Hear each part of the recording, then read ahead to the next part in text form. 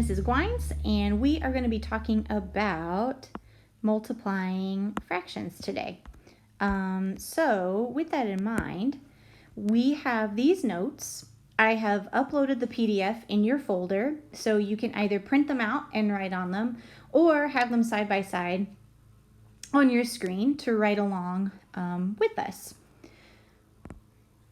So your SWOBOT for the day, if you're keeping up with SWOBOTs in your Spiral notebook, today students will be able to multiply and divide fractions. Okay. So the first thing that we're going to talk about is the steps for multiplying fractions. The first one says write all mixed numbers as improper fractions. That should be our first step when we're dealing with fractions at all times, because improper fractions, or fractions with one numerator and one denominator, are just way easier to deal with. So we're going to write all mixed numbers as improper fractions. Then we're going to simplify up and down and along the diagonals if possible. So we'll talk about that in a second.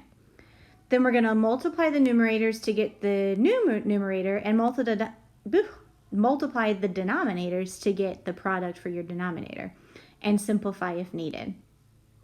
Okay, so let's take a look at number 1. It's 1/2 times 4/5. Okay, I'm going to check this out. I'm going to see if I can simplify anywhere. Can I simplify 1/2? Can I simplify 4/5? And not only that, I'm going to see if I can simplify along the diagonals. So here, 1 and 5, that can't be simplified. But 2 and 4 can. So I'm actually going to simplify 2 by 2, and I'm going to get 1, and 4 by 2, and I'm going to get 2. So the answer here is 2. 1 times 2 is 2, and 1 times 5 is 5. It's 2/5. If we had done it the other way, if we had just multiplied across, we would have gotten 4/10, which, if we simplified it, would simplify to 2/5. So it doesn't really matter if you forget the step to simplify. It just makes it a lot easier, because generally you don't have to simplify as much if you do it within the actual products. Okay, take a look at number 2. And the first thing I want you to see if there's any way that you can simplify across in the actual fractions or across the diagonals. Is there a way to simplify this? If you answered yes, you're absolutely right. Okay, 1/9 can't be simplified. 3/5 can't be simplified. If I check the diagonal here, 1 and 5, that can't be simplified. However, 3 and 9 can. So I'm going to divide 3 by 3, and that equals 1. And I'm going to divide 9 by 3, and that equals 3. So now when I multiply, I have 1 times 1, and 3 times 5, which is 15, 1/15. If I were to do this without simplifying it, 1 times 3 is 3, 9 times 5 is 45. I can simplify both of those by 3, and I get 1/15. Okay. Let's kind of kick it up a notch, and let's think about this number 3. It says 1/7 times -1/5. Well, here, there's no way to cross simplify. 1/7 is in simplest form, 1/5 is in simplest form, 1 and 5 can't be simplified, 7 and 1 can't be simplified. So I just have to multiply across. But now I have to be really careful, because it's a -1/5. So I'm going to go ahead and multiply. 1 times 1 is 1. 7 times 5 is 35. But then I have to remember my rules for multiplying and dividing integers, right? If I multiply something with 2 different signs, then my answer is going to be -1/35. All right, so let's talk about number 4.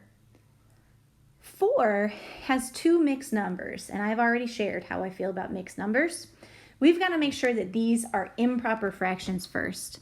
So I'm going to multiply 2 times 5, and then I'm going to add 1, right? So 2 times 5 is 10, plus 1 is 11. So this is 11/5. I'm going to multiply it by 1 times 3 is 3, plus 2 is 5. So now I have 11/5 times 5/3, and I check to see if I can simplify. 11/5 is fine, 5/3 is fine. 11 and 3 can't be simplified, but 5 and 5 can. I'm going to simplify by 5, so this is going to, if I divide by 5, this will be 1. And if I divide by 5, this will be 1. So now I do 11 times 1 is 11, and 1 times 3 is 3. 11 and 3 is in simplest form, and we're going to keep it as 11/3. Remember, because we are done with mixed numbers. We're breaking up with them. All right, let's take a look at number 5. Number 5 has -1 and 1/3 times 1/2. So here, again, I have to change this into an improper fraction. We forget about the negative until a little bit later. So I'm going to multiply 1 times 3, and I'm going to add 1. So that's 4/3, and then I put the negative in, and we're multiplying by 1/2. I check to see if I can simplify anything, and I can. I can simplify 4 and 2 by 2. So this becomes 1, and this becomes -2. So now I have -2/1, which is just -2. Go ahead and take a second and give a try to number 6. The video will be back on in a minute to talk about our answer. We're back, and we should have -2/3 times -14/5, because 2 times 5 is 10, and 10 plus 4 is 14. So in this one, there is no cross simplifying to happen. 2/3 can't be simplified, 14/5 can't be simplified, and there's nothing to cross simplify. So when I multiply -2/3 times -14/5, I get positive 28/15, because a negative and a negative multiplied together is a positive number. So we get 28/15, and we leave it that way because no more mixed numbers for us. Now that we've finished talking about multiplying fractions, we are now going to move out of the video and into the assignment in Schoology. It's just 5 questions today, so it's pretty short and simple for a weekend or for a Friday.